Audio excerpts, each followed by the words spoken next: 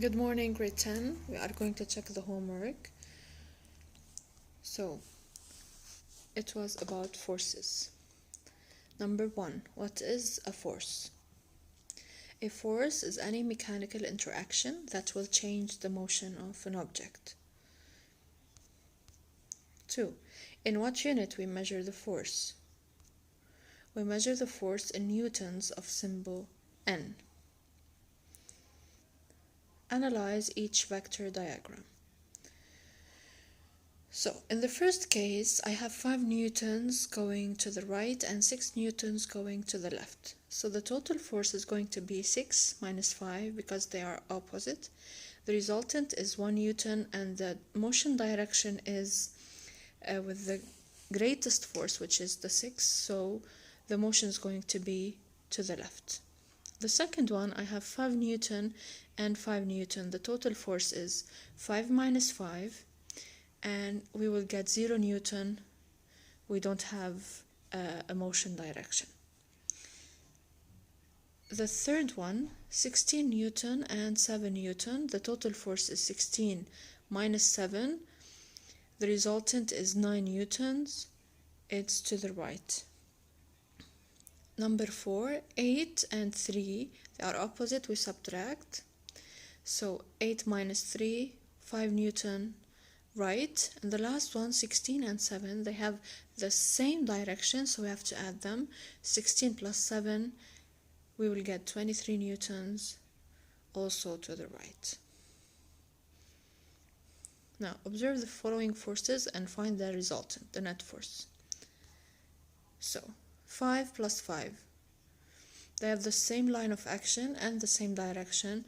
The answer is going to be 10. 5 plus 5 in the opposite direction will get 0 newton. 5 plus 10, same direction, 15. 5 and 10 in the opposite direction will get 5 in the direction of the biggest force, which is 10. 5 and 15 in the opposite direction will get 10. And 10 plus 5 will get 5. Now the second part of this exercise is going to be solved on the board in a separate video. Now, we have this exercise. We have a falling apple. An apple is falling through the air. The first question, write down any forces which are acting on the apple. So, since the apple is falling, there would be 2 forces acting upon the apple, assuming that it is falling in an atmosphere. So we have the gravity and we have a friction. Friction is, in fact, in this case, the air resistance. So gravity causes the apple to fall towards the Earth's center of mass, and friction, also known in this case as air resistance, between the apple and the molecules of the atmosphere acts to slow the apple. Number 2, what can you say about the size of these forces? So, the size of the gravity is greater than the size of the air resistance. This is why the apple falls down. And finally, carefully draw in the forces on the diagram of the falling apple above. So, this is the apple. I have the force of gravity that is pulling down on the apple. If gravity were the only force acting on the apple, then the apple would accelerate at a rate of 9.8 meters per second square. Now B, it's the force of the air resistance, which is pushing up on the apple. This force is subtracted from the force of gravity to yield the net force. The net force on the apple is equal to the force of air resistance subtracted from the force of gravity.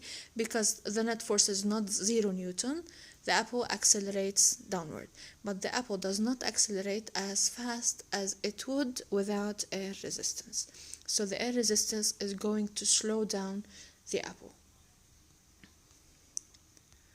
So this is the gravity, the force of gravity, W, the weight of the apple, and F, friction or air resistance. As you can see, they don't have the same size, otherwise the apple wouldn't move. Now, the second example, ball on a string. A ball is hanging from a length of a string. First, write down any forces which are acting on the ball. So the forces on the ball are gravity and the tension in the string. The tension in the string is directed along the string and the gravity force is straight downward. What can you say about the size of these forces? Well, since the ball is hanging to the string, which means it's not moving, then the net force acting on the ball is 0 Newton, then the forces acting on it are balanced. So we have the tension that is equal in size to the gravity but opposite direction.